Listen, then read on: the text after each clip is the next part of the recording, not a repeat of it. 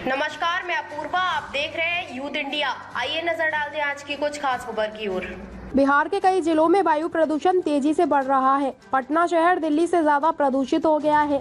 Central pollution control board के अनुसार मंगलवार प्रदूषण के मामले में दिल्ली ऑरेंज तो वहीं पटना रेड जोन में है। दिल्ली का एयर क्वालिटी इंडेक्स लेवल आज सुबह 295 मापा गया है। वहीं घटना का 309 AQI है। हवा में धूल कण की मात्रा में बढ़ोतरी होने से प्रदूषण का लेवल बहुत ही खराब श्रेणी में पहुंच गया है। इसके अलावा गाड़ियों से निकलने वाला धुआं भी प्रदूषण बढ़ा रहा है। बिहार के 7 शहरों में AQI आज 300 के पार। सेंट्रल पॉल्यूशन कंट्रोल बोर्ड का मानक कहता है कि जहां की AQI 300-400 के बीच है, वहां की हवा बहुत खराब है। पटना के साथ अन्य शहरों की भी स्थिति ठीक नहीं है।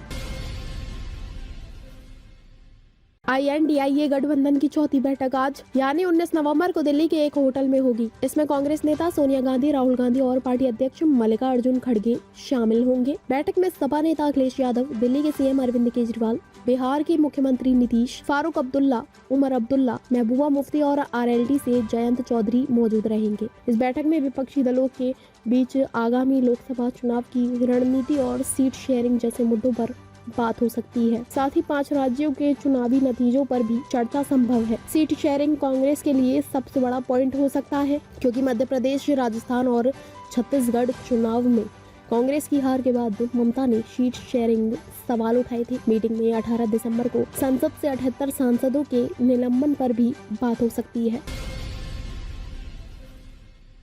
PM मोदी और काशी के सांसद को 2 दिवसीय दौरे के दौरान फोकस छात्र छात्राएं, युवा खिलाड़ियों और महिलाओं पर रहा। प्रधानमंत्री ने कई वर्ग में संवाद के लिए कई कार्यक्रमों में शिरकत की। महिलाओं से संवाद में सशक्तिकरण पर चर्चा की, उन्हें आगे बढ़ने का संबल दिया।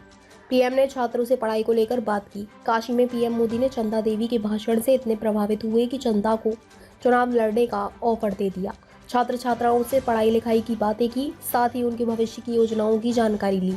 काशी सांसद खेल प्रतियोगिता 2023 के प्रतिभागियों के कुछ लाइव खेल कार्यक्रमों को भी देखा तथा कार्यक्रम के विजेताओं के साथ बातचीत की। खिलाड़ियों से मिलकर प्रधानमंत्री ने उत्साह बढ़ाया, उन्हें भरोसा दिलाया कि सरकार उनके साथ है।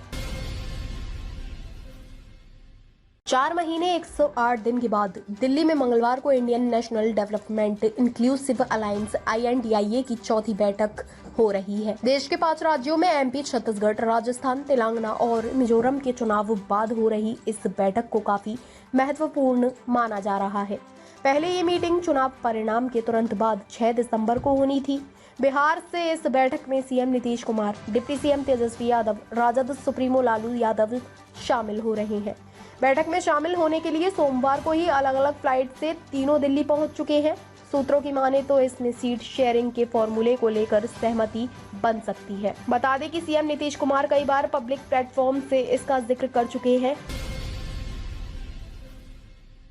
1990 के दशक की रथ यात्रा की ही तरह एक और रथ यात्रा गुजरात से 8 जनवरी को रामनगरी अयोध्या के लिए निकलेगी। यह रथ यात्रा गुजरात, MP, UP के 14 शहरों से होते हुए 1400 किलोमीटर का सफर तय करेगी और 20 जनवरी को यह रामनगरी अयोध्या पहुंचेगी। अहमदाबाद की रामचरितमानस ट्रस्ट न्यू राणिप रथ यात्रा आयोजित कर रही है। अयोध्या पहुंचने के बाद ट्रस्ट रामलला को 51 लाख रुपए का चढ़ावा चढ़ाएगा।